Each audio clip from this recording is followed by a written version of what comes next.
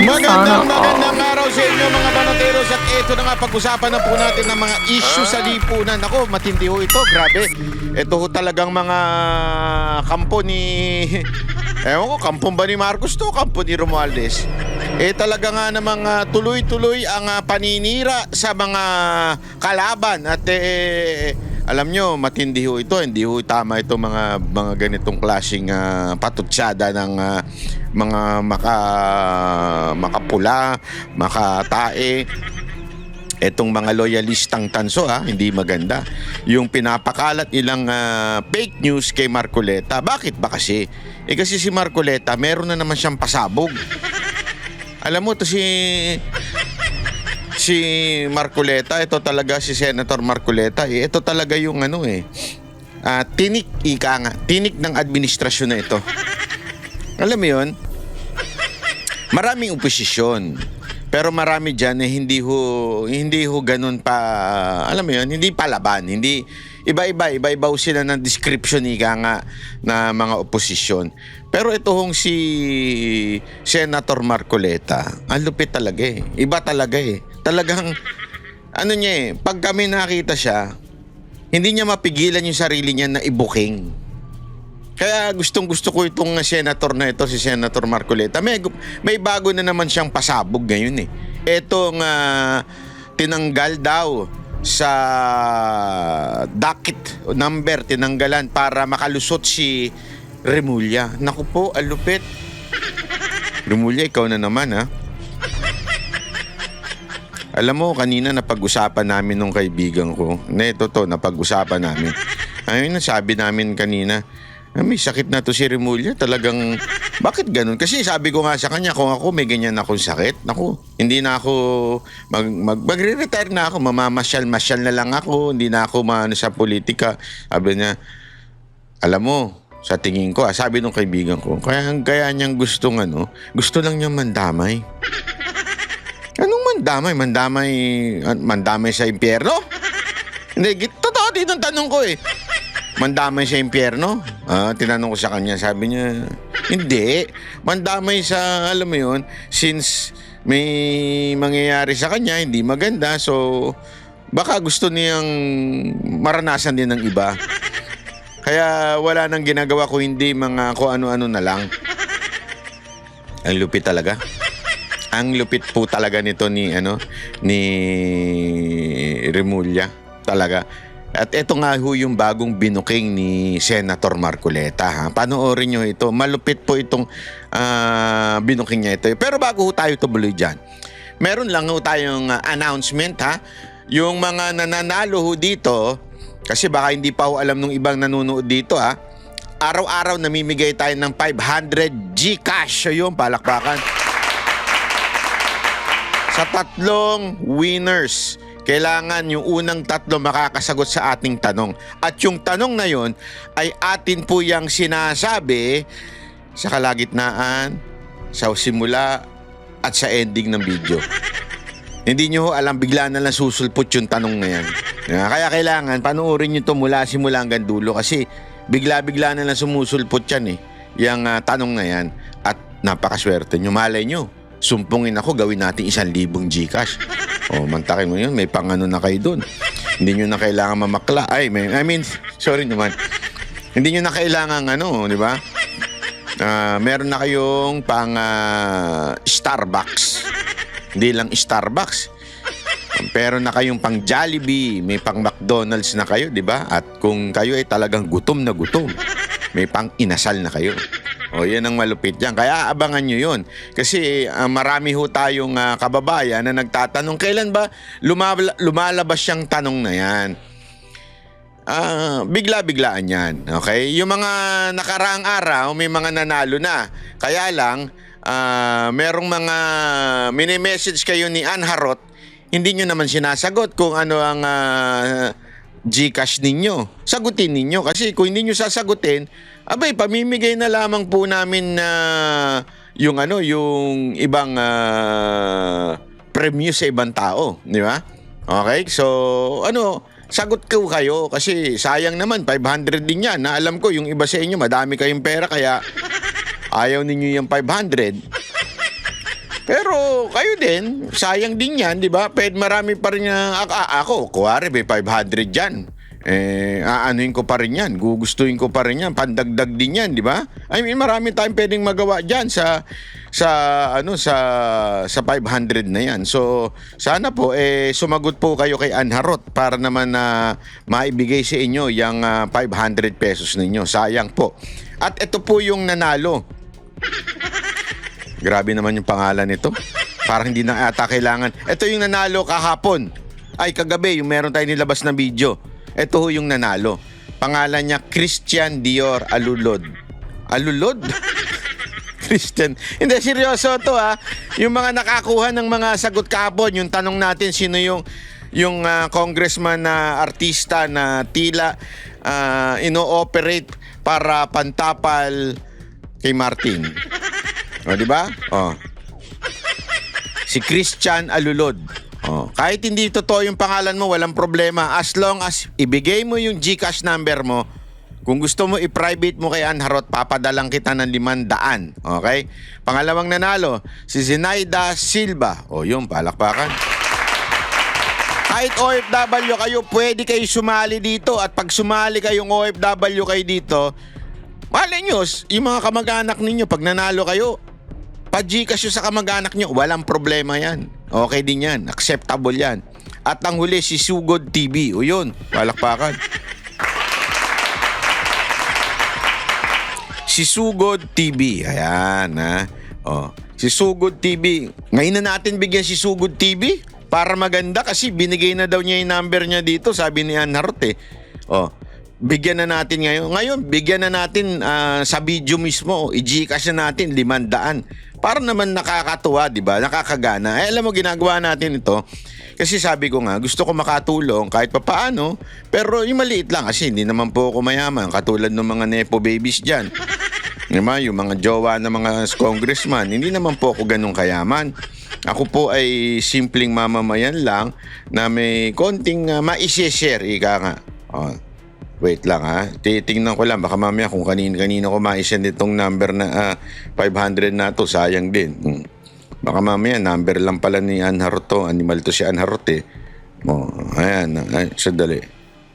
Parang mali parang number ni Anharot to Anharot pati ba naman ikaw corrupt din? Ayan. Anong pangalan niya? Ayun.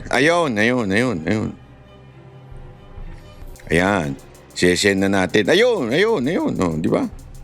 Ayan. Meron na. Takpan lang natin kasi baka mamaya mahirap na pagka isinin natin dito sa inyo, ipakikita ko sa inyo. Para sa tatakpan ko lang yung pangalan. Kasi baka mamaya isend ko yung 500 yung kanyang number. Baka mamaya yung panalo niya humingi pa kayo ng balato Huwag naman ganun. Kawawa naman yun. Si Kuya, 500. Ay po, tangin na 5. Mali. Munti ka na yun.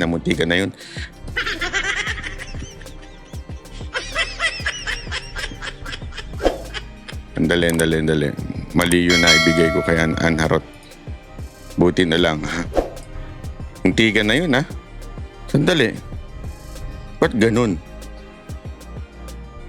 Labo nun, yun, nakala ko 5,000 yun na ipadala ko. Shit, di na yun magpapakita sa atin. Wait lang. Gulo kasi ito ni Anharot di ba? Yan. Yan.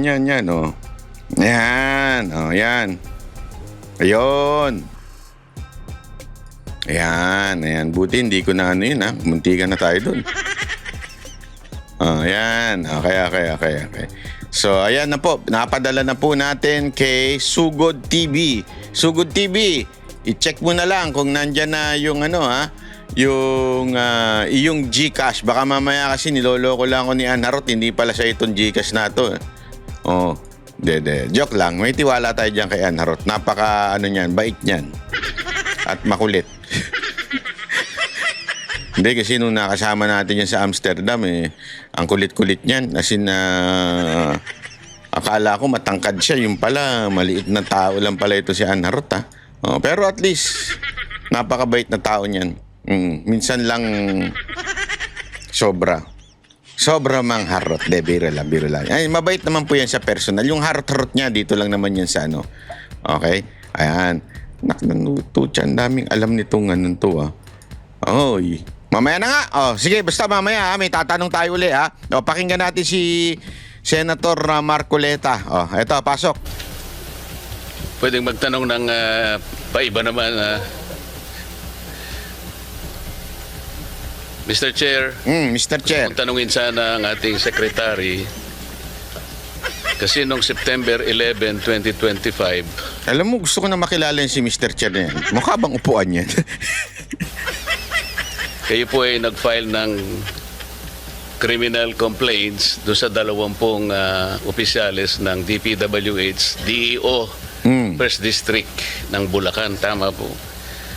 At noong September 19, 2025, sa order po ng ating then acting Ombudsman Dante Vargas, 16 of them were placed under suspension. Ano po ang status ngayon ng mga yun? Mr. Chairman, yung pong 16 na yon, suspendido pa din, but we have already initiated dismissal proceedings dun po sa gabing 6. Yung po kasing 4, na-dismiss na po yon. Si Alcantara, si 20 po kasi yung opisyales na yon, no? Na nakasuhan sa unang kasong final natin before the Ombudsman for the First District of Bulacan. Yung pong 4, si Alcantara, Hernandez, Mendoza, Duya, ay dalawang Mendoza, Alcantara and Hernandez ay na-dismiss na po. Yung pong 16 ay suspended, pero ongoing na po ang kanilang dismissal proceedings under civil service rules. Kaya ako po tinanong yun, Mr. Chair. Noon po kasing September 17, 2025, the acting Ombudsman Dante Vargas issued an office order na ang nangyari po, lahat po ng criminal or administrative complaints that were filed within 10 days prior to that order, meaning to say, magsisimula ng September 7 to 16, mawawala yung docket number. Ang epekto po noon, dalawa po ang epekto. Halimbawa po, Yung acting ombudsman, yung pinagdududahan nating lahat nung time na magdidesisyon na. Kasi tinatanong kung, di ba, bawal na may kaso. Oh. Sabi nga ni Senator Amy, pinaparinggan niya yung acting ombudsman na yon, wag mo nang ipilit. Nag-issue pala ng buburahin daw yung mga isinampa ng kaso starting yung date na sinabi ni Marcoleta until the 16th of September. Kaya niya tinatanong, etong si Vince Dizon, kung yung bang nakasuhan at that time, natanggalan din ba ng docket, number, o etong particular lang na si Rimulya. Kasi dahil nga walang docket number, tinawag tuloy na cleared si Rimulya. Yun ang sinasabi ni Marcoleta dito. Walang kinaugnayan si Secretary Dizon dito, ha. Ay, tama, si Vince Dizon. Wala ko siyang kinaugnayan. Ang sinasabi, kung nagsampa kayo ng kaso during that time, tapos may nagsampa rin ng kaso kay Rimulya, bakit si Rimulya lang ang natanggalan ng docket number? Yun ang tinatanong niya. Yun ang sinasabi niya, pinopoint out niya. yung September 15, 2025, wala pong connection ng DPWH dito. Kaya ko lang nabanggit yung September 15, 2025 complaint. Ito po'y kasali doon sa 10 days na inalisan po ng docket number prior to September 17. Yan.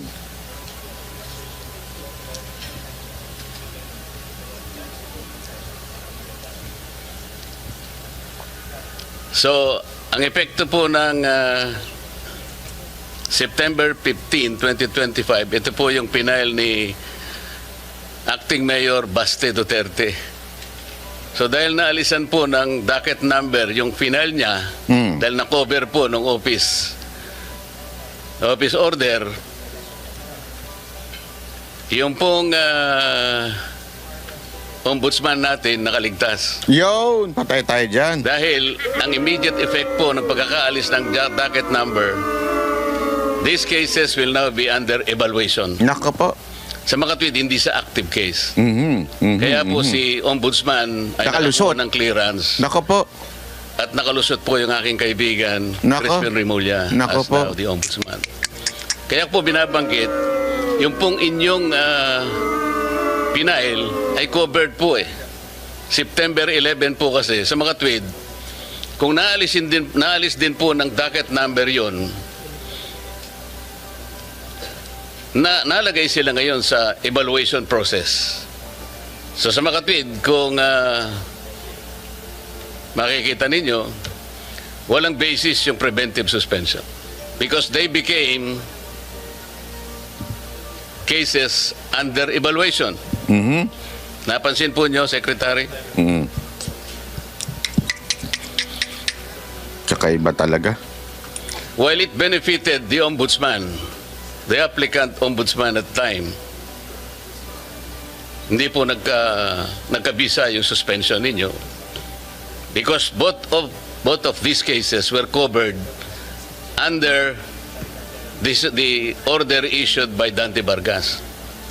So may nagsasabi nga, Mr. Chair, kapag ikaw ay nanalangin para umulan, Mhm. kinakailangan ay pagtiyagaan mo yung putik na idudulot nito. Nako po. So, nasaan po ngayon yung suspension? Parang napakahirap ikunik nun ha. Ito talaga si Senator Marcoleta, mga binibitawang napakahirap, napakalalim. Oh. Pero ang tanong niya dito, wala akong kinalaman yung DPWH ha. Kino-compare lang niya. Yung demanda dito kay Remulla, ito yung date. Yung dito naman sa iyo, ito rin yung date. Naalis ba? Ano ba nangyari? Tinitignan lang niya kung kung may pareho. So hindi pa, right now po, ang immediate po kasi naming naging action, pagka-file namin ng kaso, ay ito nga po, no? Nag-show cause order kami sa lahat to initiate administrative proceedings against the 16 na hindi pa dismissed.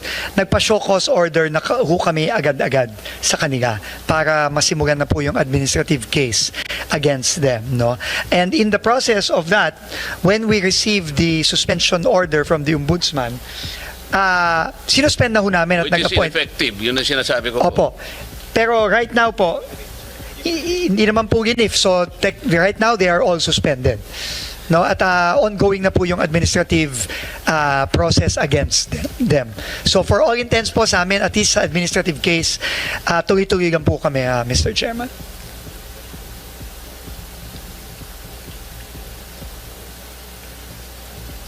Mr. Secretary, nakikita ko po kasi dito, meron kang USEC for Regional Operations. Merong isa ring USEC for Regional Operations. Parang si USEC Bisnar yata, Luzon. O ika naman, no ka rin ka USEC. Pasensya na po kayo, Kapampangan kasi kaya. Visayas, Mindanao.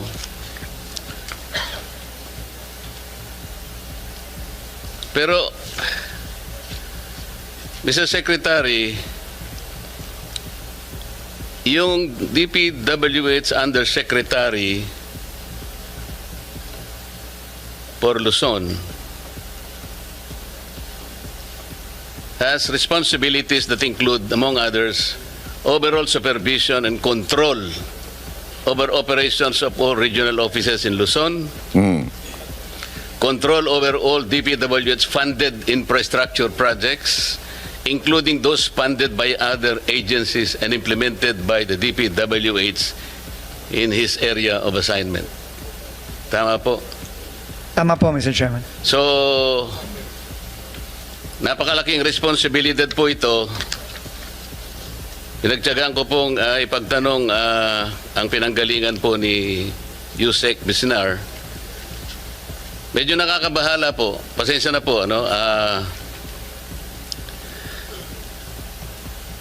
Noon pong August 15, 1998, Yusek Bisnar, hanggang October 4, 2000, or 2 years and 1 month, kayo po ay nasa PHAU Headquarters Support Service, HSS.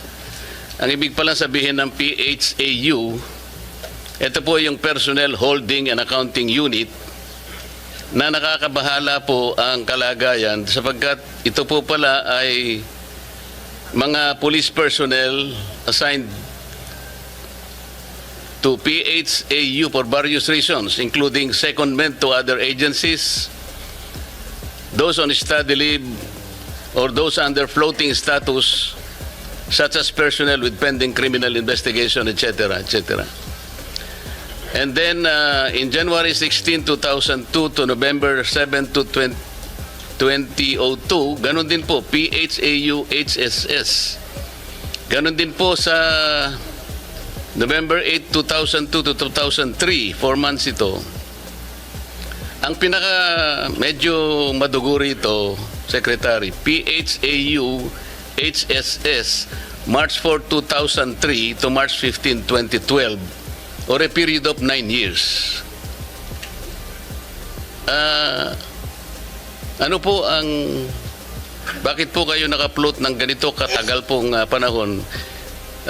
More than from 1998 to 20. So ayan, ibang topic na po niya yan. Anyway, yun po yung sinasabi ni Senator Marcoleta na para bagang tinatanong niya, kino-confirm niya kung ganun din po ba yung nangyari doon sa mga DPWH na nakasuhan, kung nawalan ba ng docket. Hindi alam ni ang alam po ni Secretary Vince Dizon ay sila po ay kagad na dinismiss na yung mga yon. So, iba pa po yung tumatakbo sa korte. So, kaya iba na din yung usapan. Pero ang matindi ko kasi dito, alam nyo, dahil sa binuking na naman ni Marcoleta na kaya pala nakalusot si pangalan nito, si Remulla, because they can bend the law. Hindi, that's the truth. That's the truth. They bend the law. Kasi, kita mo nag-issue yung ombudsman, nung time na yon, yung acting ombudsman, may in-issue pala na etong period of time na ito, parang, ewan ko, kung buburahin o tatanggalin. In other words, maybe they can issue that. Kaya nga sabi nga, di ba, tama yung sinabi ni Remulla. You can bend the law, but not breaking the law. Ibig sabihin, lulusutan mo at lulusutan. Magpapalusot ka at magpapalusot ka. Para magawa mo yung gusto mo. Perfect example siya dun perfect example siya ng bend the law. Remulla is the perfect example of bend the law. And because of that, nakinabang siya dun sa bend the law. Gago! Yun pa lang nangyari, doon tinanggal yung docket number, pambihira, oo. Ito tungkol kay Marcoleta din kasi ngayon, grabe, kesyo inambush daw si Senator Marcoleta, yun ang sabi, patay tayo dyan. Yun hong mainit na nag-viral sa social media. Nitong weekends tungkol kay Senador Marcoleta. Ayun nga. Aba, siguro hindi lang 100 ang nag-message sa akin para itanong kung totoo o hindi totoo. Nako, ang dami po talaga nagtatanong. Yun na nga. Maging si Senador Dante Marcoleta, tinatanong ko At tinanong din niya kung naambus daw ba siya. Ay, pambihirang buhay, oo. Totoo ba ito? Naambus daw ako. Pati siya nagtanong. Nagtataka siya. Yun na. Oo nga pero first, tayo naman kasi nasa ganitong profession, Nelson. Unang tingin mo palang halatang halatang peke, hindi naman totoo. Tama. No? Kasi pag pinitignan mo, ni walang detalye. Kaya nga mga kababayan sana maging kasi minsan marami pang nagme-message sa akin. Totoo ba to? Totoo ba to? Hindi niya na kailangan yung sasabihin ko kung totoo o hindi. Hindi ko sinasabing huwag kayo magtanong sa akin. Sinasabi ko lang, kayo mismo malalaman nyo na kung totoo o hindi. Halimbawa, katulad niyan, malaking issue malaking pwede nyo naman tignan doon sa profile nung tao na yun, si Marcoleta. Meron naman siya sariling blue check. Ibig sabihin yung verified na Marcoleta page, di ba? Marcoleta na profile. So doon makikita mo na kung meron ba talaga. O kaya kung hindi naman, tingnan mo na lang di sa news kung lalabas. Ako kasi di ko sinasabi, bayaran ng mga news. Okay, marami ho dyan sa mga media, bayaran ho yan. They try to angle everything. Pero somehow makikita mo yung balita. Ibig sabihin, ganyan, hindi naman nila ma-angle pa yan eh. Tingnan mo lang kung totoo bang may lumabas. Di ba? Totoo ba na nag-earthquake? Kasi mali mo, kagigising mo lang, di ba? Hindi mo alam. Doon, hindi naman siguro nila i-angle yun. Yun yung ibig ko sabihin, mga kababayan. So, tingnan natin. Kasi wag tayo kaagad maniwala at mataranta. Ang dami ho nagtatanong. Minsan, sabi ko, alam din naman siguro yung sagot kasi lumabas lang sa isang vlogger. At ito matindi. Yung mga vlogger nagpakalat, mga Marcos loyalist. Gusto ba ninyong patayin si Marcoleta? Nagtatanong lang ako Gago! Bakit? Tinik ba po ba talaga siya? Kaya hanggang pangarap na lang kayo? Diba? Ang matindi nito, pag sa side nila, yung ganong fake news, di umano, kahit hindi nga fake news may gagawing step ang gobyerno, ikukulong yung mga tao. Pero yung mga ganito, tingnan ninyo, mawawala lang bigla-bigla ito. But they can find kung sino yung tao na yun. Kasi yun yung sa nahahanap nila eh. Basta ang kinontra mo ay nasa gobyerno, kikilos sila. Kahit nga hindi fake news, kikilos sila para usigin, para i-prosecute, para ikulong. Pero pag ang na-fake news na ay yung mga nasa oposisyon, wala silang pakialam dyan. Wala silang pakialam dyan. Ano yan? Bahala kayo, ganun. Wala lang, picture lang. Tapos ganun lang ang sinabi. Yes. Pag tingnan mo yung detalye, wala kang makikita ang detalye. Ayun nga. Oh. Di ba? So hindi mo siya may tuturing na totoo. Yes. At hindi lalong ni maliit na balita, hindi mo masabing may bahid na katotohanan eh. Wala pang ibang sources. Siya lang no? Wala. Ano ba? Drin? Drick? Parang, TV? Parang ganun ha? kinote lang siya ng iba't iba. Oho. Pero kung... Nag-share lang eh. Ay, pero... Pagka ganun, alam nyo na hindi totoo yan. Ay, pero nagtagumpay siya, malamang malaki kinita ngayon nun. Malamang. Ang problema, malaking problema din yan. Oo. Eh kasi pwede siyang i-report ng mga tao, lalo yung mga nag-alala. Oo. Hindi, kasi alam mo, tuloy muna natin. Ha? Ay, hindi lang yun. Nawawalan siya ng kredibilidad. Ayun. Kaya Pati nga- channel niyo po dyan. Ngayon siguro baka... Kaya lang mga kapatid, maraming ganyan di ba? Yung credibility, wala silang pakialam dyan. Meron nga yung nagsabi ng Talano Gold, hanggang ngayon putang inang kapal na muka. Kung ako yung nagsabi ng Talano Gold na pag nanalo si Marcos, ipamimigay yung Talano Gold, hanggang ngayon wala pa yung Talano Gold, tangin na magbubura na ako ng channel. Kung ako nagsabi nun, pero ngayon boy pa yung animal na yun Hindi pa nagbubura ng channel yun Di ba? Hindi pa nagbubura ng channel yun. Animal na yun. Sabi niya, diniscuss natin dito yun. Meron talagang Talano Gold. Ang inang bobo nung hayop na yun. Asang ano mo? Baka nag-pull outan, ha? Baka Ayan. nag-unsubscribe yung marami. Ayun na nga. Pero tingnan ko yung... Kilala niyo yun? Kung sino yun? Yung animal na yun? I-comment nyo nga dyan. Hindi yan ng ating contest Pero i-comment nyo nga dyan. Kung sino yung tanso vlogger na yun na sinabi, pag nanalo si Marcos, ipamimigay ang Talano Gold. Tang inang yan, hanggang ngayon, puro tayo utang. Ibinenta pa yung ginto natin, ipamimigay ang Talano Gold. Animal ka rin no? Ano, parang wala din naman ganong subscriber Kaya pala. Yung channel. Ayun pala yung gusto niya. Oo nga, baka nagpapansin lang. Naku, delikado po yan, ha? Huwag niyong gagayahin. Yung gagawa kayo ng maling balita, tapos lalo na kung may mga taong madadamay. Ayaw naman. Oo, Kaya delikado sabi ko, yan. paano yung mga supporters at mga tagahanga na Senador Marcoleta, yung mga naglala. So, hindi po yan totoo. kamag-anak. Ha? Hindi po, wala. Aba, Oo. Ano ba nakalagay doon? Inambus daw? Muntik na. Muntik inambus. na raw Oo. inambush. Nako po. Ay, nung maghapon mula umaga hanggang hapon magkasama kami ni Senador Marcoleta nung Sabado Ay, baka naman na-ambush kayo habang magkasama kayo. Oo Hindi, nga. nag-interview sa kanila doon, hindi naman ambush interview. Talagang biyernes pa lang, nakaplano ng sir, interview po kayo. Ho. So kahit ambush interview, wala pala. Walang nangyaring ambush interview. Pagkatapos ng aming aktibidad, naghiwa-hiwalay kami. Sabi niya, may kausap lang siya dito sa tapat ng himpilan. Pagkatapos umuwi na rin sila. At saka yung picture yatang ginamit nun picture sa ibang balita, no? May mga polis, may mga militar. Oo. Ayan, no? Iba pa ata yan, ano? Yan, puro fake news eh. Ayan, tignan ninyo. Tignan ninyo, ha? Militar. Di ba? Ano yan? Sandali, ha?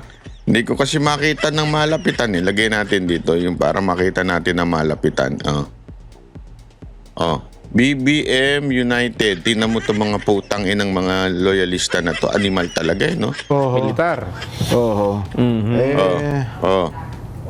Di ba? Iba pa ata yan, ano? Yan, puro fake news eh. Ay, Ayan. sus. Hindi yung last Pag i-check nyo lahat yan, chinek ko eh. Marami dyan, talaga loyalista.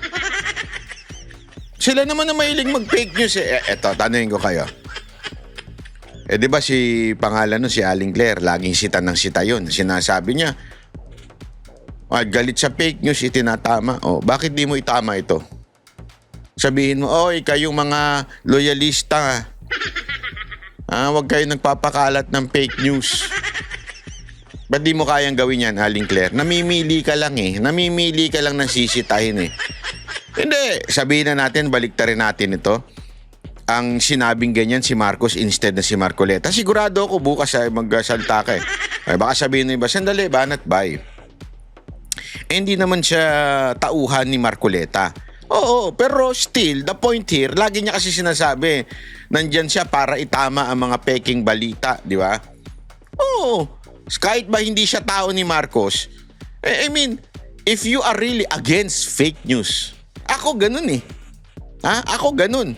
Kahit hindi naman ako loyalista, pag nakita kong fake news, whether ang pinipake news si Marcos o si Pangulong Duterte, si Marcoleta o si Soto, kinukorek natin.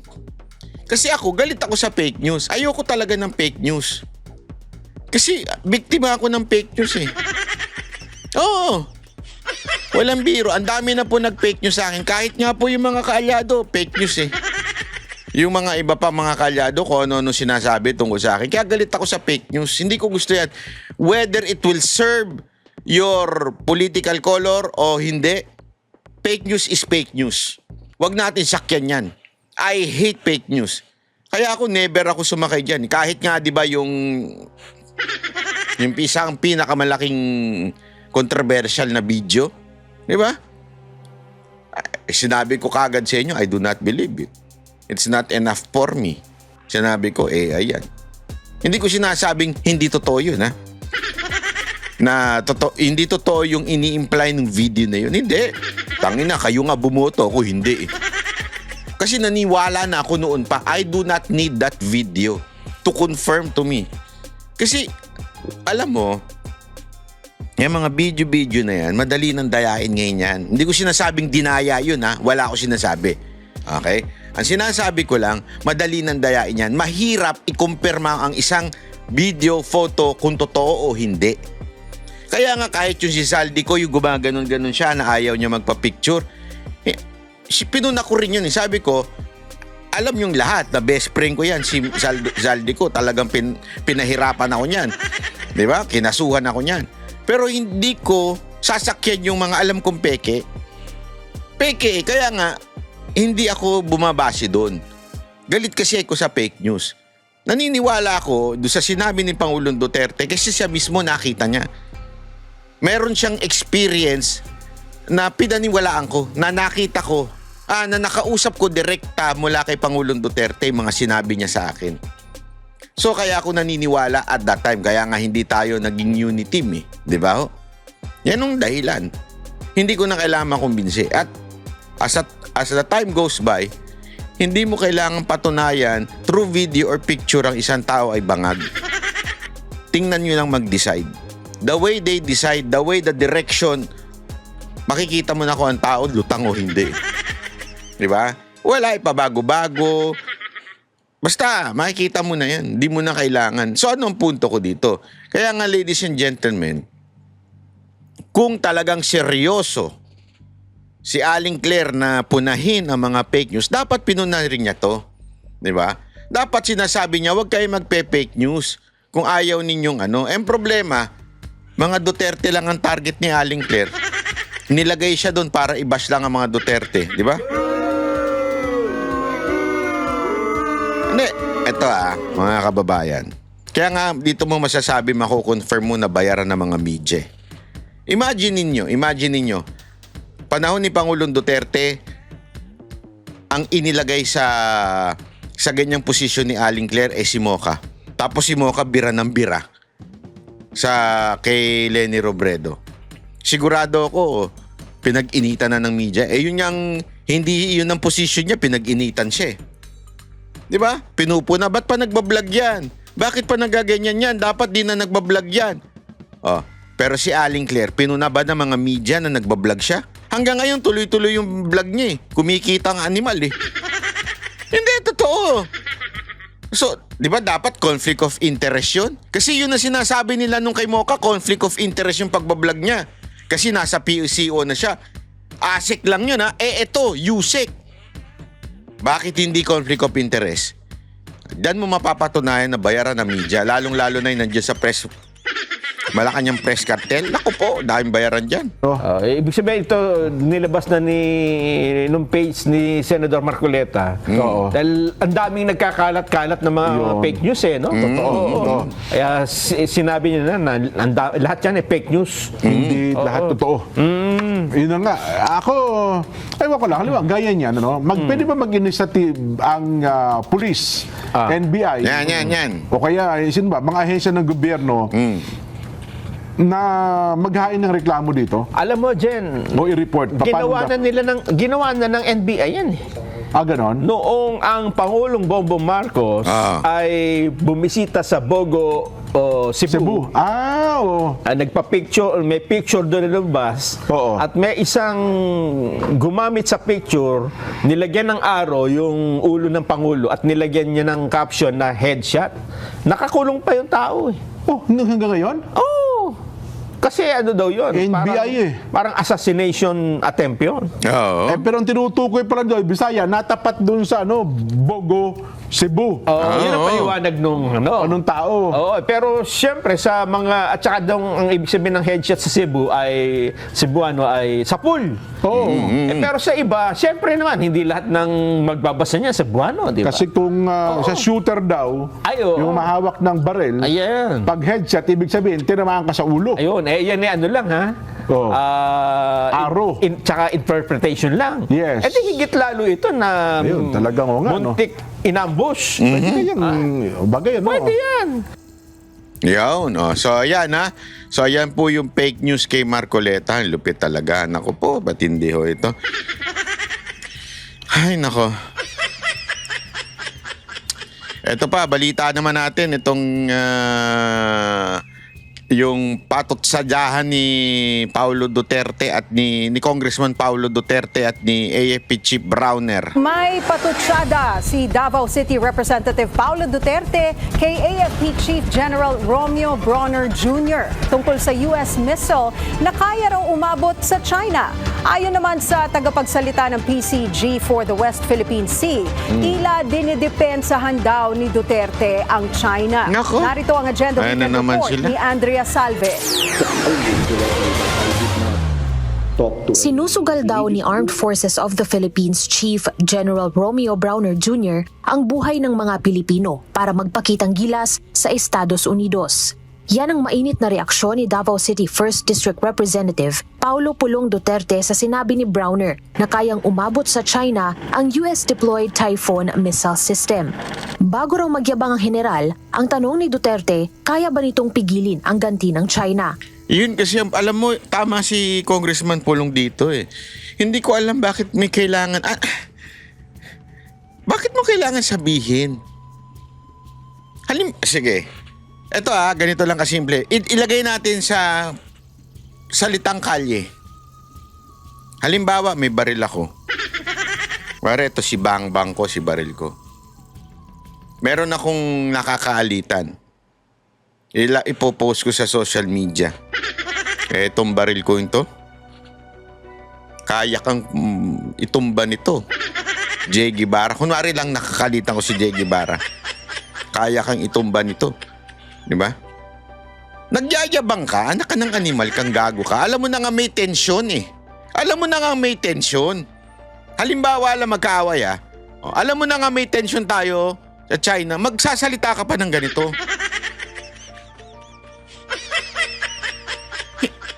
Kaya tama talaga yung punto ni ni Pulong dito. Ipinapahamak mo ang mga Pilipino diyan sa... Hindi ko alam bakit ang mga opisyal...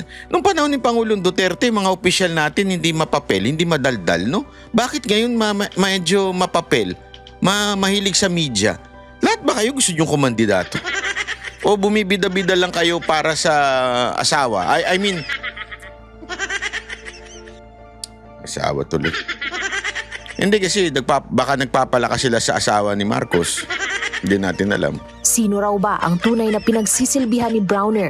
Ang bansa o ang Central Intelligence Agency ng Estados Unidos? CIA pa. Kung national security raw ang pinag-uusapan, dapat anyang mas pagtuunan ng pansin ang tunay na mga problema ng bansa.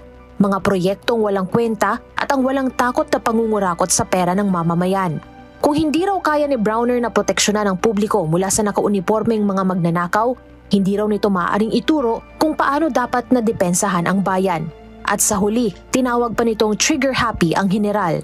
Sinagot naman ito ni Philippine Coast Guard for the West Philippine Sea spokesperson Commodore J. Tariela. Anya, bitbit daw ng mga patutsada ni Duterte ang... Eto na naman si Tariela. Hindi naman siya kinakausap, sumasali sa usapan. Medyo Tariela yung bunganga mo Hindi ka naman kasali sa usapan eh. Ano na namang yan? Niyari ka tuloy ni Pulong. Siya ng pamilya sa pagsisilbi sa bayan. Ang pagpapaniwala sa mga Pilipino na mali ang pagtayo laban sa bullying ng China dahil alam daw ng buong bansa kung gaano katahimik.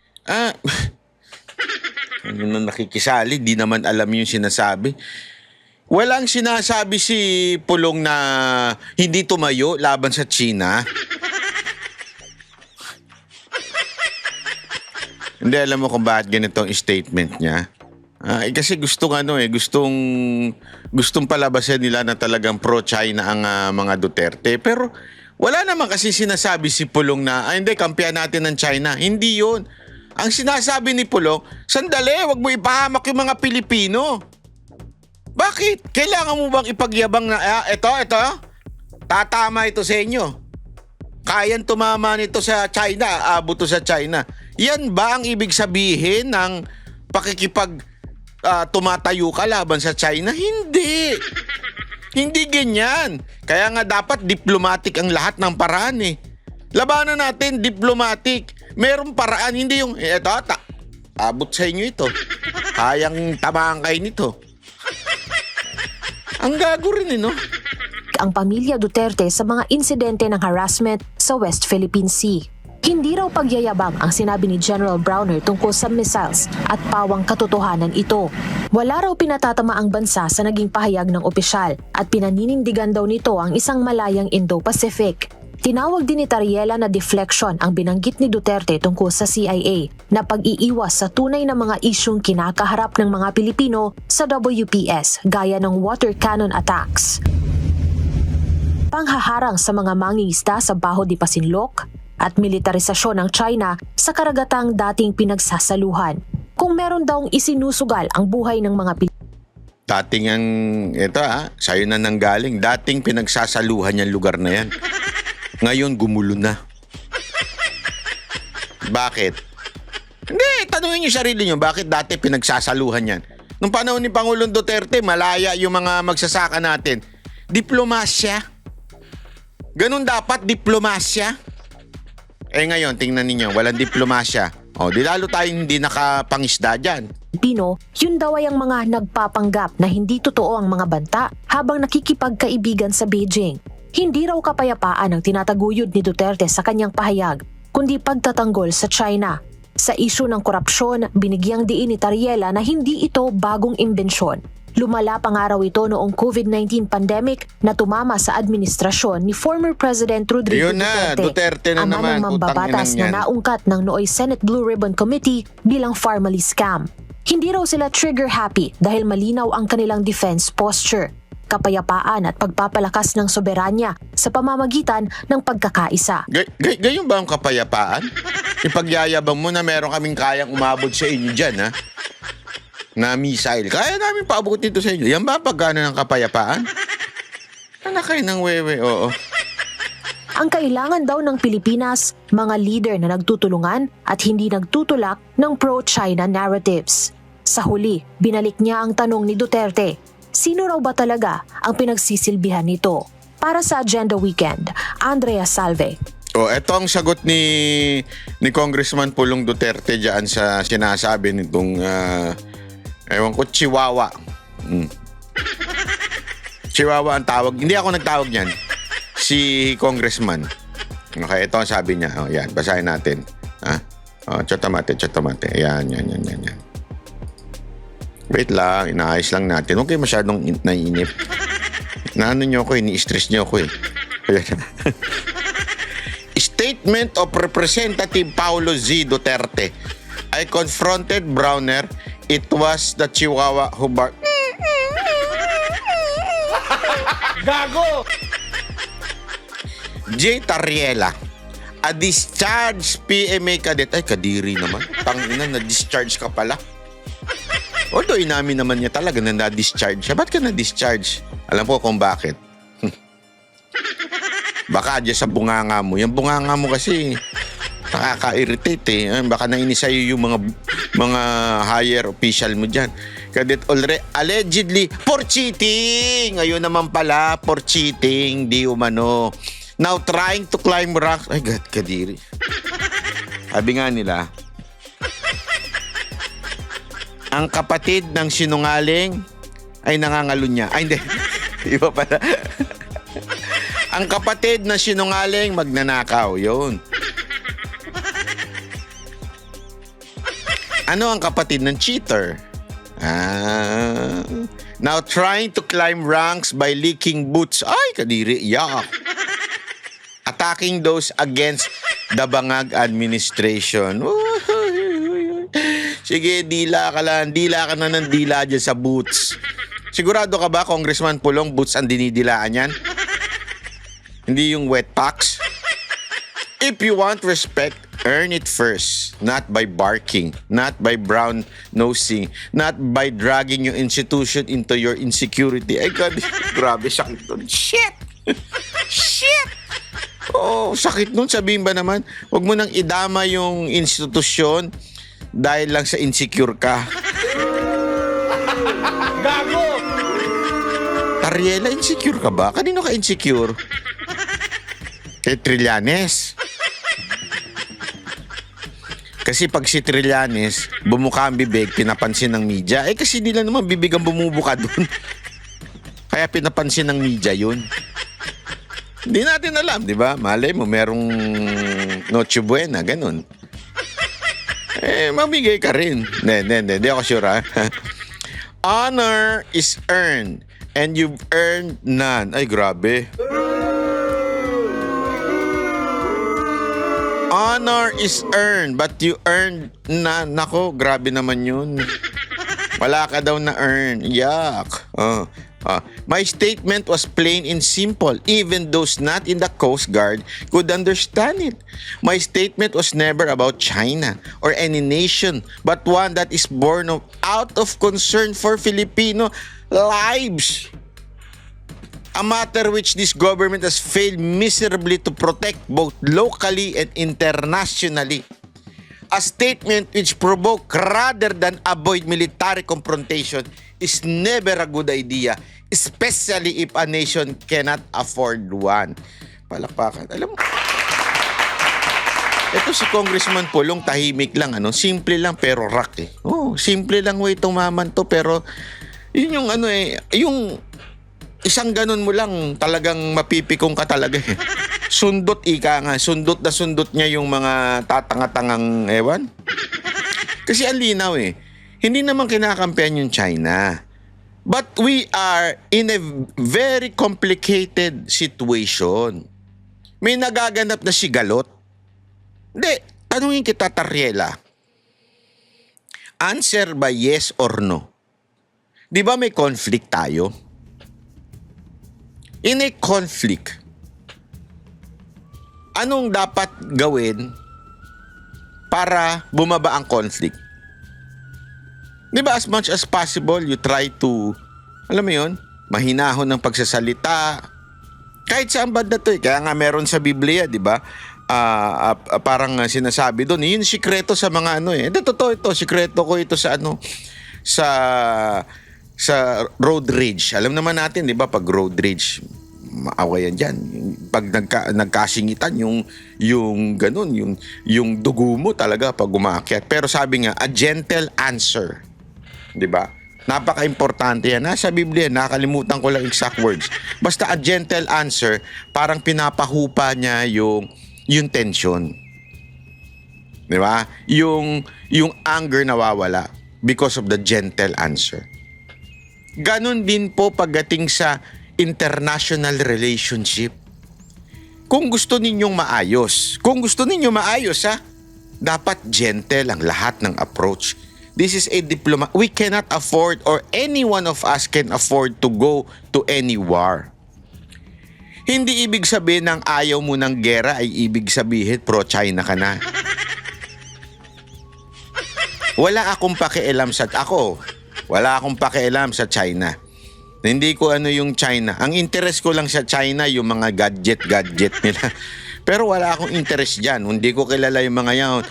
Wala, hindi. Out ako dyan sa mga sinasabi ninyong kakilala, ganito. Ako, hindi. Wala ako. Kahit tiktikan nyo ako, wala akong kilala dyan sa mga yan. Hindi ko kilala yung mga yan. Okay? Pero, as much as possible, dapat gentle ang approach natin. Bakit? Ayoko ng gera. Nakita nyo ba yung mga gerang nangyayari sa ibang bansa na dahil ina-agit ng Amerika, tapos nung ginera na nila yung kalaban, biglang naiiwan sila sa ere? Gusto nyo maging ganun tayo? At ako, kahit ba hindi tayo maiwan sa ere, halimbawa na lang, talagang sinuportahan tayo ng Amerika sa gera. Gera pa rin yan. Ang gera ay gera. Maraming mamamatay dyan. Maraming mga sundalo natin na, hindi naman po ibig sabihin ng gera, ang lalaban na lang para sa atin, Amerika. Ang tanga-tanga naman natin.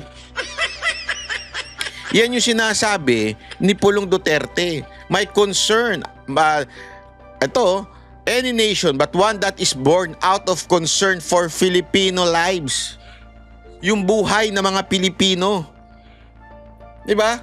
If we can, ganito yan eh. Alam mo yung mga rambulan, nauso kasi sa amin yan nung high school eh. Pag magrarambulan kayo, sisiguraduhin mong alam mong mananalo ka.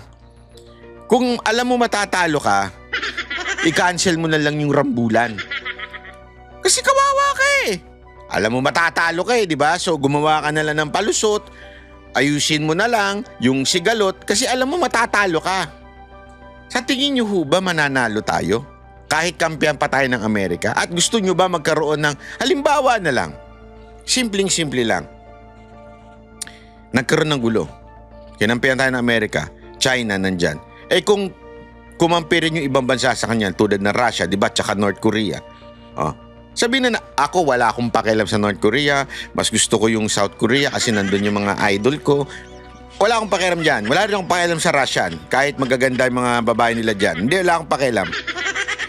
Ang punto ko lang dyan, pag nagtulong-tulungan na yan, tapos magtutulungan to, madadamay pati yung Japan, favorite kong puntahan. Yeah? Magkakadamayan na yan. Pag nagkagulo yan, sa tingin nyo meron tayong tataguan? ang gera ngayon hindi na yung barilan. Ha? Baka akala nyo saksakan lang ang gera ngayon kung tulad ng unang panahon na sa isang lugar lang sila, maghaharapan sila, tapos magtutugtog-tug dong, mag ganun-ganun, tapos biglang maggegerahan ng ganun. Hindi ganun ang gera ngayon, ha? Ang gera ngayon, pindutan na lang. Bam mo na. Ganun na kaagad. At pwedeng nuclear pa. Ibig sabihin nun, wala maliligtas. Sino sa inyo may bunker? Diba? Kahit saan ka nakatago, pag nagkagera-gera. Kaya nga, as much as possible, let's go have peace with one another. Mag-usap, diplomatic, hindi yung ganito na, kita mo ba to? Tita mo to? Pag ito, binomba kayo ng laser niya, tatama sa inyo, kaya kong paabutin to ng bahay mo, J. Guevara. Alam mo na may conflict kayo eh. Tapos gaganunin mo pa. Anak kayo ng wedding, di ba? Nakakairita eh. Tuloy natin. Iba namang usap. Pag-usapan naman natin yung ibang bagay. Ay nako. Ito kasing mga bago na naman nilang pautot. May bago na naman pong pautot si Lacson. Alam mo to si Lacson, ewan ko, bakit ka ganyan? Ugali mo Lacson, kabig-bawi ka. May ano ka ba? Ay, hindi. Ba't yung ewan ko Isa sa'yo? lang ang mensahe ni Senate President Pro Tempore Panfilo Lacson kay Leyte Representative Martin Romualdez at dating Congressman Saldico. Kung walang tinatago, humarap sa pagdinig ng voluntaryo Yon. at sa kanyang inaasahang comeback sa Blue Ribbon Committee. Di lang flood control scandal ang kanyang sisilipin. Narito ang agenda report ni Hannah T. Inuudyok na si former House Speaker Martin Romualdez na voluntaryong lumitaw sa Senate Blue Ribbon Committee hearings. Sabi ni Senate President Pro Tempore Panfilo Lacson sa Agenda Weekend ng Bilyonaryo News Channel, kung hindi naman daw totoo ang naging cash deliveries sa kanyang bahay kaugnay ng infra projects, dapat magkusa na lang siyang sumipot. Kung solid naman ang kanyang depensa sa parte na yon, sa aspeto na yon, na yung pagdi-deliver na di umano ay hindi pwedeng mangyari o imposible mangyari kasi under construction yung bahay. Binunyag ng surprise witness na si Orly Guteza na siya mismo ang nag-deliver ng higit kumulang 46 na luggage. May laman daw itong kickback na hindi bababa sa 40 million pesos each sa bahay ni Romualdez at dating Representative Zaldico. Yan ay mula 2024 hanggang ngayong taon. Para kay Lacson, mas maganda kung may daladala ring pruweba si Romualdez para pasinungalingan ito. Kung meron na itabing logbook, nakatabing logbook do sa house under construction, mas magandang dalhin niya para mapatotohanan niya na hindi na walang dumating doon ng mga sasakyan. Hindi pa raw sila nagkakausap ni Romualdez at humihingi na rin siya ng tulong kay Senate President Tito Soto para makipag-ugnayan sa dating House Speaker. Nangyari na rin ito nung si Lacson pa ang chairman ng Senate Committee on Public Order and Dangerous Drugs nang madawit ang pangalan ni nooy Representative Ching Veloso sa illegal drug trade sa panahon ng Duterte administration. Doon, nabigyan ng pagkakataon si Veloso makapagsalita. Sinusubukan pa naming makakuha ng pahayag mula kay Romualdez. Sa ngayon, wala pa siyang sagot sa amin. Pagdating kay Ko, hindi pa raw alam ni Lacson kung nasan siya, pero lumalakas na ang panawagang i-cancel ang kanyang passport. Wala pang jurisdiction ng korte tungkol dito, pero may legal opinion na pwedeng maghain ng petisyon para sa kanyang passport cancellation. Alam ba, DPWH or Ombudsman or DOJ ay magpadala ng request or petition sa korte para mag-issue ng order na i-cancela yung kanyang passport bilang pangunang hakbang. Sakaling hindi pa rin sumipot si Ko sa mga susunod na Blue Ribbon hearing, pwede siyang makontempt at tuluyang hainan ng arrest warrant. Ang tagal! Pagpapaliwanagin din ni Lacson si Guteza tungkol sa credibility niya bilang witness. Lalo na't natuklasan ng Manila RTC na hindi umano real signature ng isang notary lawyer ang nasa salaysay niya. Si Guteza ay pinakilala ni Senator Rodante Marcoleta sa hearing na ipinakilala umano ni dating Representative Mike Defensor. Sa ngayon, suportado raw ng Senate Majority ang pagbabalik niya bilang Blue Ribbon Chair matapos mag-resign earlier this month. Una nang sinabi ni Soto na hindi lang flood control ang tututukan ng Blue Ribbon, kundi pati ibang infra projects sa iba't ibang mga ahensya. Pabor si Lacson na tapyasan ang budget ng DPWH para sa 2026 dahil malinaw din daw sa mismong testimonies ng dating DPWH officials na ino-overprice talaga nila ang mga proyekto. Dapat talaga tingnan mabuti at yung standard na presyo ang dapat pagbatayan, hindi yung kung ano yung dinikta ng mga district engineer o regional director ng DPWH. Pagdating naman sa ginawang pagsalaula umano sa national budget, balak din itackle ni Lacson sa Blue Ribbon ang technical malversation na ginawa umano ni Henry Alcantara. Ito ang pagpapalit ng line item sa national budget at nadawit doon si Senator Joel Villanueva. Humiling daw noon si Villanueva ng multipurpose building pero napalitan ng 600 million peso worth of flood control nang hindi alam ng TESDAMAN. Una na ring pinabulaanan ni Villanueva ang mga akusasyon. Sa November 14, magpapahiring si Lacson sa oras na ma-formalize na ang kanyang election ulit bilang Blue Ribbon Chair. Hinihiling ni Lacson ang mas smooth na budget deliberation. Kasi naman, Lacson, ang dami mong hanas eh. Diba? Hindi ko alam bakit kailangan mo pang umalis-alis dyan sa Blue Ribbon. Magagaganyan pa.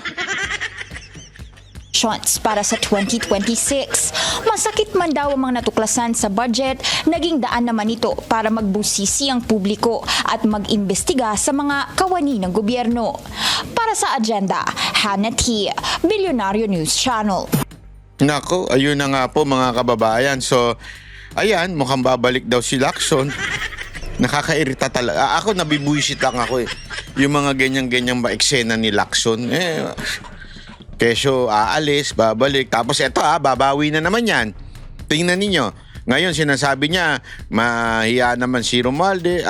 Parang sinasabi niya na kusa nang humarap si Romualdez. Tingnan mo baka may bubulong na naman sa kanya, may kakausap na naman sa kanya, tapos mawawala na naman kay Romualdez. Kasi laging ganun na lang eh. Laging ganun na lang po eh. May sasabihin pero hindi naman itutuloy. Nakakabuisit na, di ba, mga kababayan? Nakakabuisit na yung ganong klaseng eksena. Magsasalita pero hindi naman itutuloy. Huwag nyo na lang magsabihin. Ang dami nyong hanas eh. Di ba? Ang dami nyo nakakabuisit yung aasa yung mga Pilipino. Wala namang mangyayari. Tama, mali? Hindi, ako, nagtatanong lang ako Kasi laging ganun eh. Ang eksena eh. Mag-ano, tas wala naman. Ay, nako. Anyway, eto na. Diba kahapon nangako ako sa inyo na maghanap tayo ng through our contacts ng ano ba nangyari doon sa flood control project na inaakusa doon kay Atayde. Ito ho yun, papakita ko sa inyo. Ayan. Ito po yung sinasabi na ghost project. Pero pag titingnan mo naman, maayos po pala. 'Di ba ho? Magtataka ka, maayos naman pala. Bakit kaya nila before and after yan kaya nga doon ka magtataka eh. Alam mo, eto. Ang akin kasi, mga kababayan, halatang halata, para sa akin halatang halata na merong something na kung bakit ibinibring up ang pangalan ni Atayde. Kasi nga po, ikinokonek ito sa mga diskaya.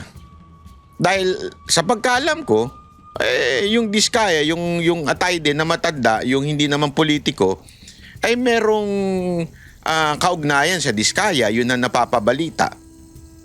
So, ikinokonek ngayon dito sa anak, yung congressman. Para, ang dating, di ba, binato ng isang bato, dalawang tinamaan. Ano yun? Nadidistract ang tao sa tunay na sino ba may kasalanan? Di ba? Pangalawa, masisira yung mga testimony ni Diskaya.